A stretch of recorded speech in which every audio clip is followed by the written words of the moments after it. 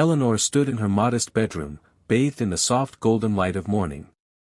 The gentle hum of birds outside the window should have felt comforting, but today, it only deepened the quiet ache in her chest. She had just turned 72 last week, a fact she tried not to dwell on, but the mirror didn't let her forget. She studied her reflection carefully. Her face, once youthful and radiant, was now adorned with fine lines and age spots. Her silver-white hair was brushed neatly into place, just the way George, her late husband, used to like it. But without him, she often wondered, does it even matter anymore? She leaned in closer, sighing softly. Is this what becoming invisible feels like? She whispered to herself. Eleanor wasn't bitter, just quietly fading into the background of a world that seemed to only admire youth. Gone were the days when strangers complimented her at grocery stores or turned to see her walk by. These days, people passed her like she was part of the scenery. Nice, but unnoticed. She pulled on her cardigan, the soft beige one she wore most days, and buttoned it all the way up. Then, she slipped on her comfortable loafers and tied her scarf neatly around her neck. No makeup. No earrings. No fuss. The library was quiet, as usual.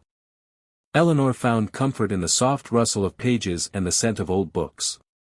She was gently shelving a stack of children's storybooks when she heard the creak of the front door and soft footsteps approaching. "Hi, excuse me," came a voice, young, hesitant, and sweet. Eleanor turned and saw a teenage girl standing a few feet away, clutching a notepad with trembling fingers. She wore oversized glasses and a hopeful smile. "Yes, dear." Eleanor replied with a warm, practiced kindness. "My name's Lila. I'm doing a school project on women who inspire." She glanced down at her notes nervously. "We were told to choose someone in our community. Someone real, not just famous people from history books." Eleanor nodded encouragingly. "That sounds like a lovely project." Lila took a deep breath and looked her straight in the eyes. "I chose you." Eleanor blinked in surprise. "Me? Are you sure, darling? I'm just an old woman who shelves books and tells kids not to run." Lila smiled wider. "But that's exactly why. You're here every day. You greet everyone with such kindness. You remember my name, even when I only came in once last week. You help without making a big deal out of it. My mom says real beauty is how someone makes others feel." Eleanor felt a lump form in her throat. "That's very kind of you. But I'm not anyone special." "Yes, you are," Lila said, stepping a little closer. "You're beautiful in a way most people forget to notice. You're the kind of woman I want to be when I grow up." For a moment, time stood still. Eleanor looked at Lila, not as a stranger, but as someone who had quietly been watching, noticing. And in that moment, something inside Eleanor softened. That evening, Eleanor stood once again before her bedroom mirror, but something had shifted. She didn't glance away in defeat like before. Instead, she studied her reflection with new eyes, remembering Lila's words, "You're beautiful in a way most people forget to notice." She leaned in closer, this time not to find flaws, but to see the truth. The soft lines around her mouth. Those were from years of laughter with George, of reading bedtime stories to her children, and smiling at strangers who needed kindness. The crow's feet around her eyes. Those were carved by decades of seeing life unfold, watching sunrises, wiping tears, and witnessing countless moments of joy and pain. She gently brushed back her silver hair and let it fall naturally over her shoulders. She hadn't done that in years. The soft waves looked elegant, timeless. Eleanor walked to her dresser and opened the small velvet box tucked in the corner. Inside lay the emerald brooch George had given her on their 40th anniversary. She hadn't worn it since his funeral. With trembling fingers, she pinned it to her cardigan.